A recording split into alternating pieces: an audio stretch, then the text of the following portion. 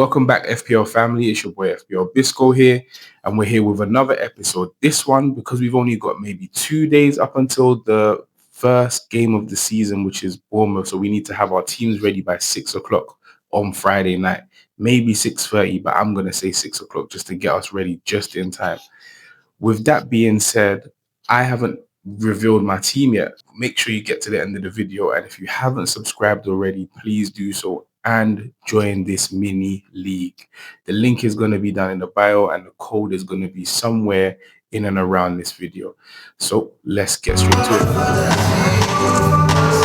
it. Okay, so we're going to start first with my chip strategy. So one thing that we need to make sure that we're all aware of is that we have double the chips this season. So from game weeks 1 to 19, you've got your bench boost, your free hit, your triple captain, your wild card, and an AFCON wild card in game week 16. Game weeks 20 to 38, you're going to have the same wild cards. It's not, or I say wild card chips, whatever. But this goes into part of my strategy. I know that I'm bench boosting in game week 1. You can convince me to bench boost in game week 2, but the only benefit there would be if you want to target the Leeds fixture. But for all I know, Leeds could be a very, very good team. They could surprise us really, really early. I think they've just got Arsenal. So that would be the only thing. Maybe the fixtures for your team might be a bit better in week 2. But it's a lot of people don't like the bench boost at all because people want to focus on the 11 that they've got in the squad. And maybe 1 or 2 on the bench. But to have a full squad of 15 starters, the only time you need to the best time to use a bench boost is after a wild card because that's the time you can prepare to have your 15 players. You're going to use it maybe if you find a better time to use it during the season, by all means. But the first wild card, technically speaking, is before game week 1. So I'm going to use it for game week 1 if I know I'm going to have it again. And normally I just use it at the end of the season on game week 37 or 38. So I might as well use it now. The wild card, I'm looking at doing it for game week 8 because the fixtures get better for Arsenal. So, in a lot of people's teams, Arsenal players are just not there at all. But I think game week 7, there should be an international break. So we'll have an international break at game week 3. We'll have another international break for game week 8 or game week 7. So during those times where we've got a bit more rest and we've seen what the teams are looking like, we've seen how good each teams are and what you have a decent grasp of who's doing well. Once that happens, then I'll start looking at, okay, maybe game week 4, it might be a possibility, but not likely. Game week 8, at least I have a bit more knowledge on what I want to do. The only reason that I might be tempted to do it earlier in game week 4, and that will change a whole bunch of stuff. But if I really plan to do it in game week 4, it would only be because I want to focus on getting like stronger players in my 11, and I don't need a bench anymore because you can't rotate them and they'll play when you don't want them to play and you'll leave points on the bench when you don't need to have that. So I'm better off focusing all my money on my first 11 plus 1 sub just in case, and then leaving the rest out for whoever. I'm better off focusing all my energy on the main 11 and then leaving the rest after. If I can do that with a wild card, then I'll do that. Triple captain, I'll need more data.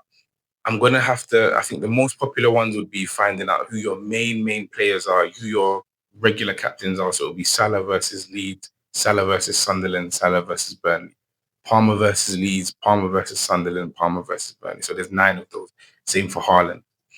I'm more inclined to end up taking a risk, but that's just my personal preference. Like it might be a Watkins versus whoever.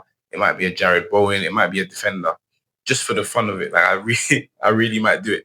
So, and free hits just for emergencies. If at any point I say emergencies, if there's a fixture that I want to target and I'm like, well, you know what, Man City have Burnley and they're in form and I know who's playing well and I know that Marmoush is starting and we're playing a different kind of shape where 4 players are likely to score, then I can play the free hit. So it's not just for emergencies and opportunities. So if there's an opportunity whereby I just want all these players for these 2 fixtures and I need to have 6 of them, I want to triple up on Liverpool, triple up on Man City in that 1 game week, then I'll do it. So that will be my free hit.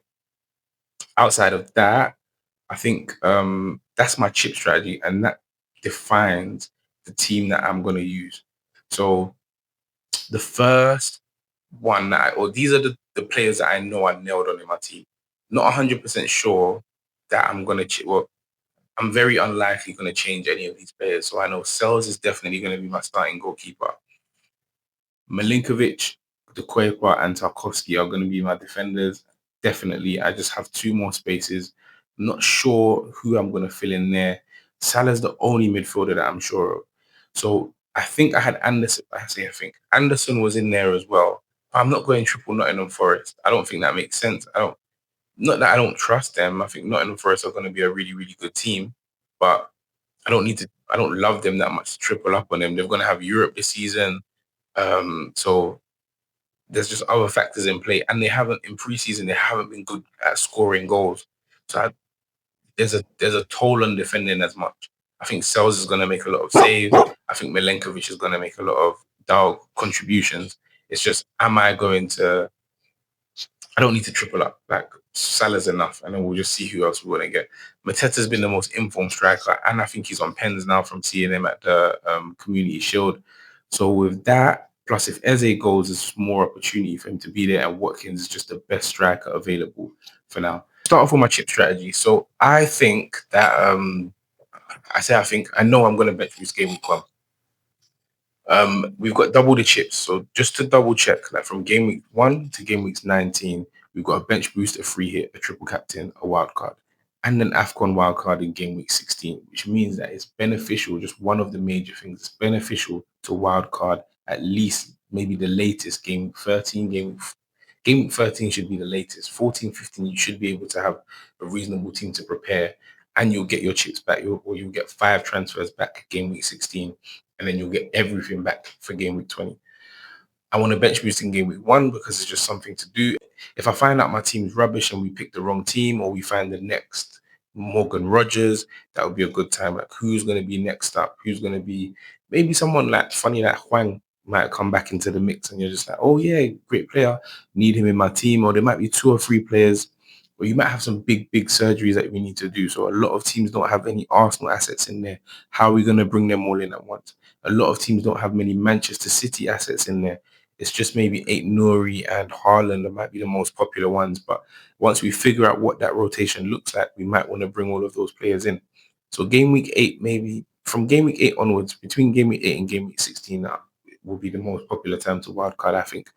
Triple captain is going to be probably, I'd say, Haaland versus Burnley, Haaland versus Sunderland, whatever premium you're going with, it will be one of those versus one of the relegated teams.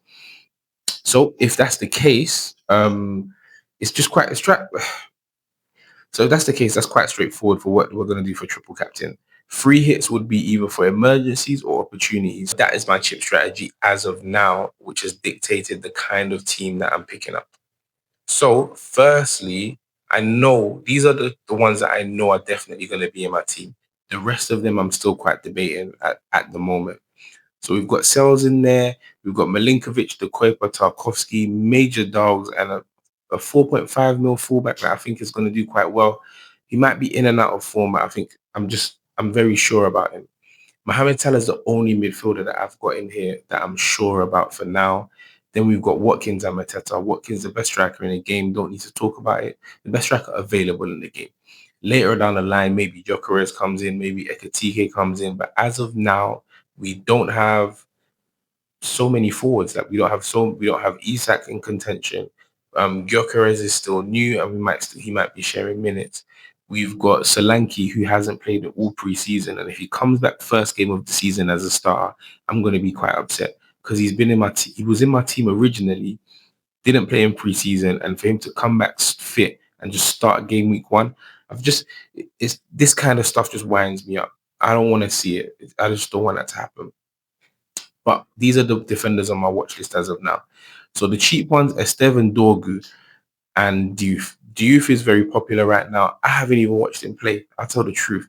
I just know that he's highly rated and all the experts have brought him in the team. Same for Esteve.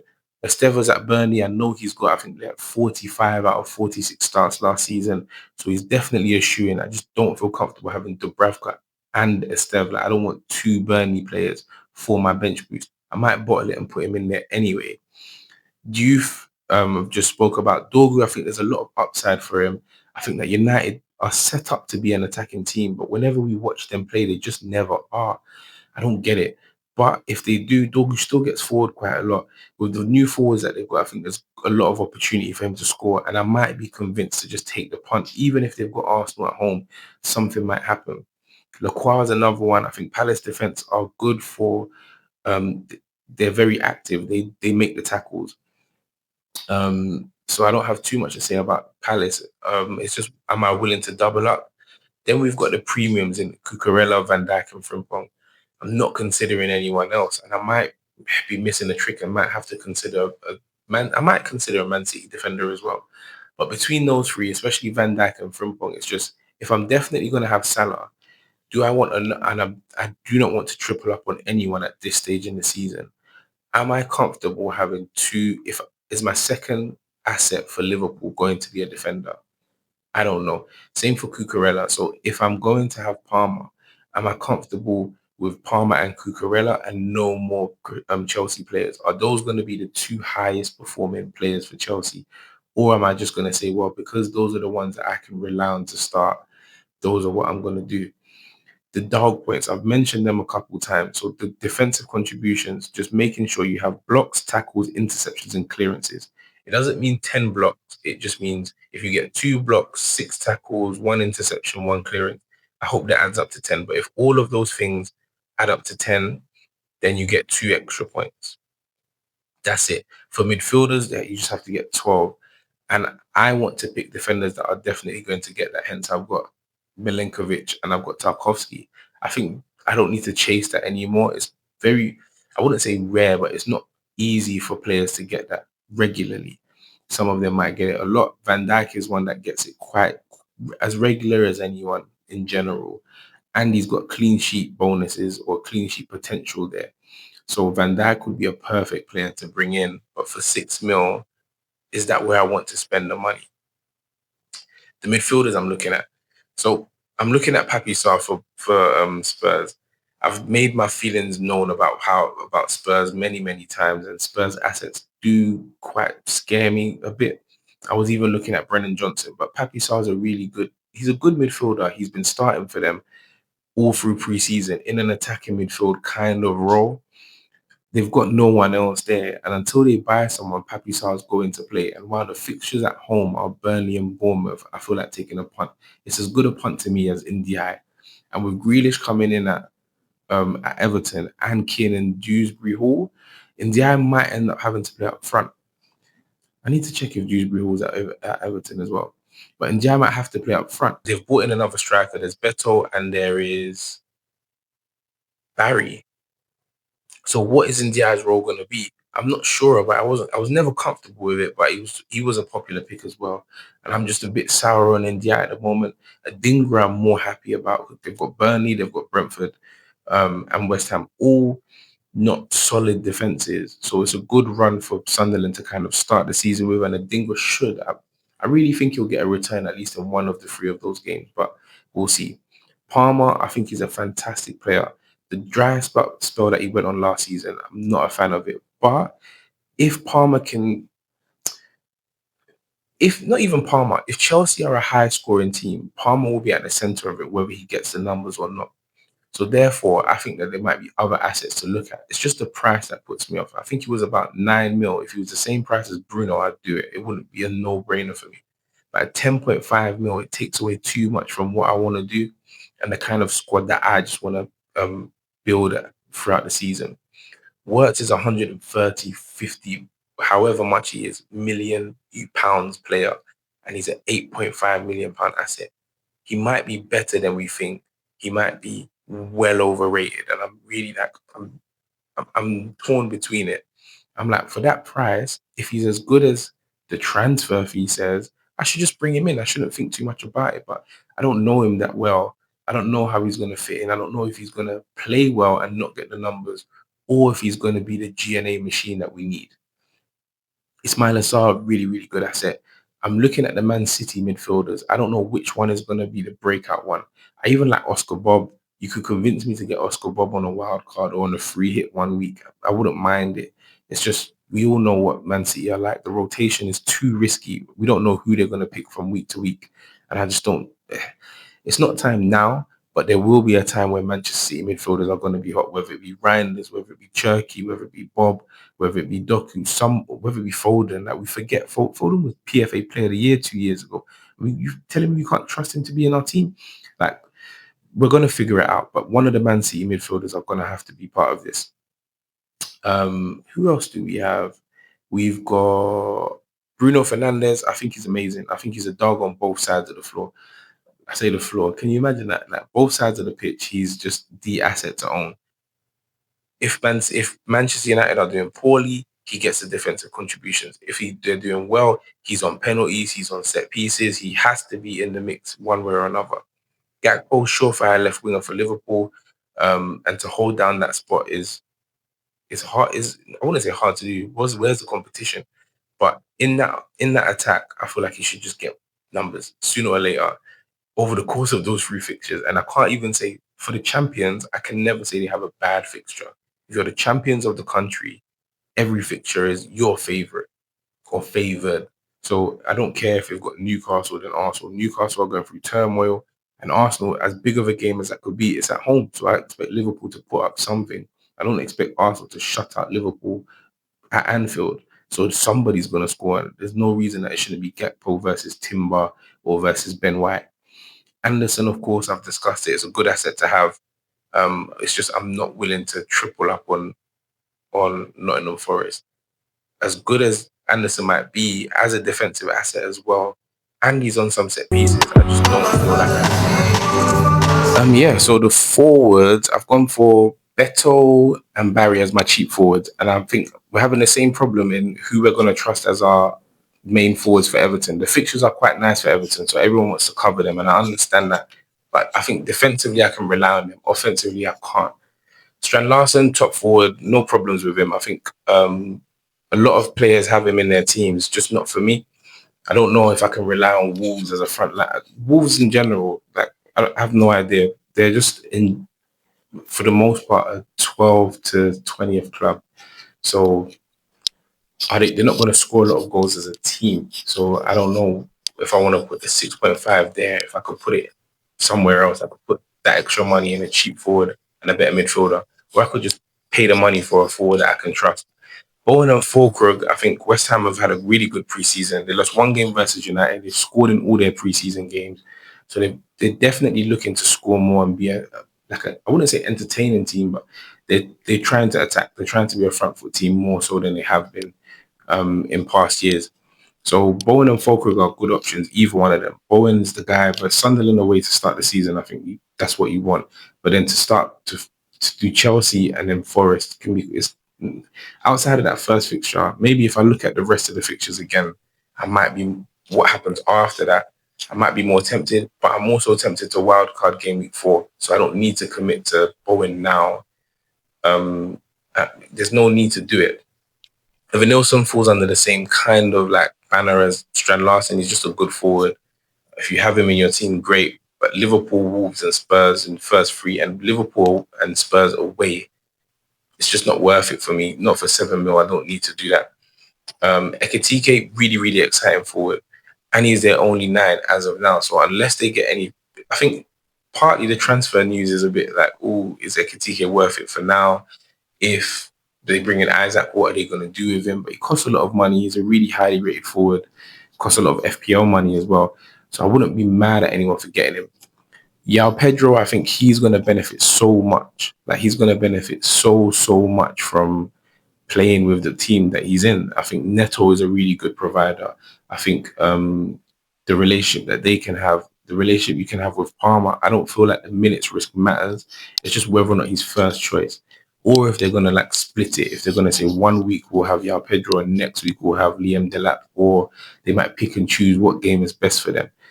I want a first choice, second choice system. I want Yao Pedro to be the first choice every week, at least for the first 3 weeks. Or at least until, I just want him to be the first choice. Even if he comes off the bench, I still reckon he could get some goals. I still reckon he'd come on and put some numbers up. But that is, the rotation risk is really, really high. And Liam Delap is, even though it feels, because of the Club World Cup, it feels like Yao Pedro is really, really ahead of Delap. But Delap puts up numbers. He gets opportunities to score and he scores them. and they all want to take pens. I don't feel like it has to be Cole Palmer anymore. It's been his team for sure, something like, but he took it off Sterling. I ain't forget that. So there's no reason that someone might not feel they could take it off him. We don't want them to have the argument that they had. Who was it that had it? Madueke and Jackson or whoever it was a couple seasons ago. But I don't feel like they're going to be in that situation. But they've got penalty takers. João Pedro is a penalty taker. Liam Delap is a penalty taker. So even though they do split a lot, I think João Pedro is a really, really good option. So those are the forwards that I'm going with. And that leads into basically my final team. So as of today, I'm going for Sells and Dubravka as my goalkeepers. I've got Milenkovic, De Kuyper, Esteban Diouf, and Tarkowski in my backline.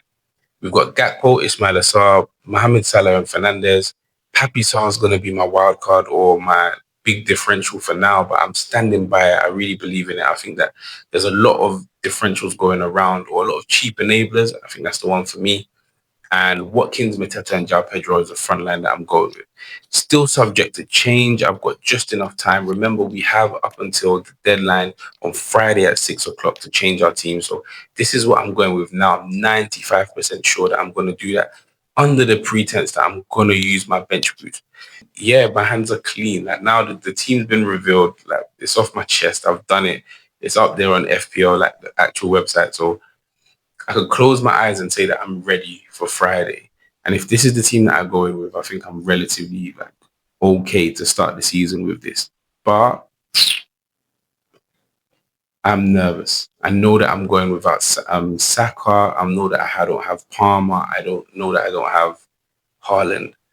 The good thing about it is I could buy them next week. I don't have to live like this for 38 games. You can go without these players and buy them in. If there's a time for regret, it's between game weeks 1 to 3. So I should be okay for now. That concludes it. So that's my team for game week 1. I know that I'm bench boosting. I know that there might be some picks in there that we don't love, but for the most part of it, I think that quite a few of these should be mostly owned anyway. There might be a few variations if you're going to be stronger in the defense or not. That's up to you. I think if you have any suggestions that you feel are good, put them in the chat below. And if you want to join the league, please do so. Put your team against mine so we can have a look at it week in, week out. I think my team's really, really strong. But won't hold you guys for too long. May the points chase you and may they chase me also so I can reach that top 50k. Thank you very much. See you soon.